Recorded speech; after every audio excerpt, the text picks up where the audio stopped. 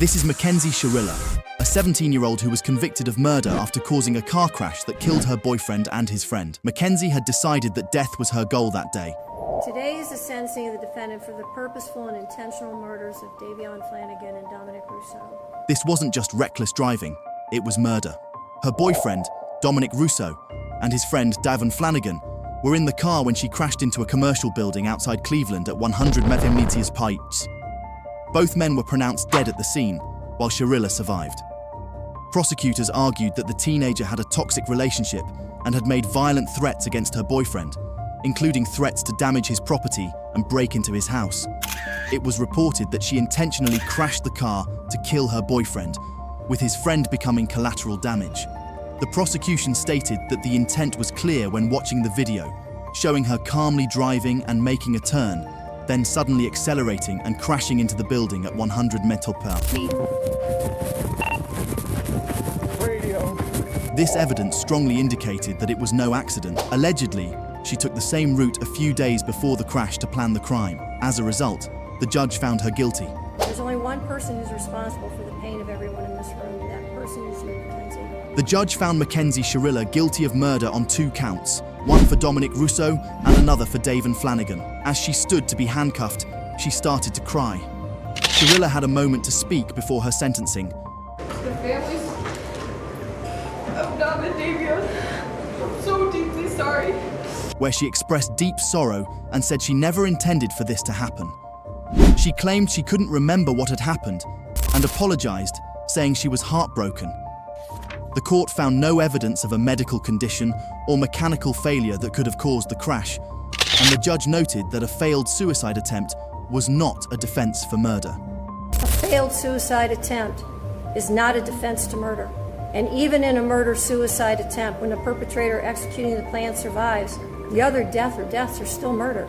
McKenzie was sentenced to 15 years to life on each count, to be served concurrently, meaning she could spend the rest of her life in prison.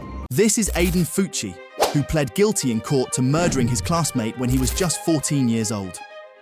Fucci, who attended Patriot Oaks Academy in St. Johns County, Florida, stabbed his 13-year-old classmate 114 times. Her body was later discovered in the woods. After his arrest, Fucci was seen taking Snapchats in the back of a police car. A video from prosecutors shows Fucci and his parents in the interrogation room, where they discuss how his Snapchat post wasn't smart and how serious the situation was. Footage also shows Fucci and the girl walking together before the murder, and later, Fucci running away from the area where her body was found. The victim suffered 114 stab wounds, with 49 defensive wounds, 35 to her head and neck, 29 to her back and shoulder, and 6 fatal wounds.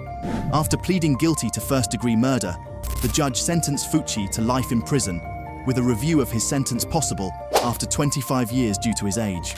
After the sentencing, Fucci stood motionless with little reaction. This is Willard Miller and Jeremy Goodale, both 16 years old, who were charged with murdering their high school Spanish teacher.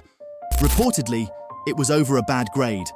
Miller and Goodale attended Fairfield High School in southeastern Iowa, where Nohema Graber was a Spanish teacher. Miller, upset over a bad grade, conspired with his friend Goodale to kill her. And when Graber went for her usual walk at Chautauqua City Park, the boys stalked and ambushed her. They struck her on the head and beat her to death with a baseball bat, dragging her into the woods. Court documents revealed that a witness who knew Goodale provided law enforcement with Snapchat messages showing the boys' involvement in the murder. One message read, "POV, you're my Spanish teacher, and this is the last thing you see," followed by, "Time to hide a body." Jeremy Goodale later pled guilty and testified against Miller. Goodale expressed remorse during his sentencing, saying he wished he could go back and stop himself. The judge sentenced Goodale to life, with the possibility of parole after 25 years. Before his sentencing, Miller also apologized, accepting responsibility for his role in the murder. I would like to apologize for my actions, first and foremost, to the family.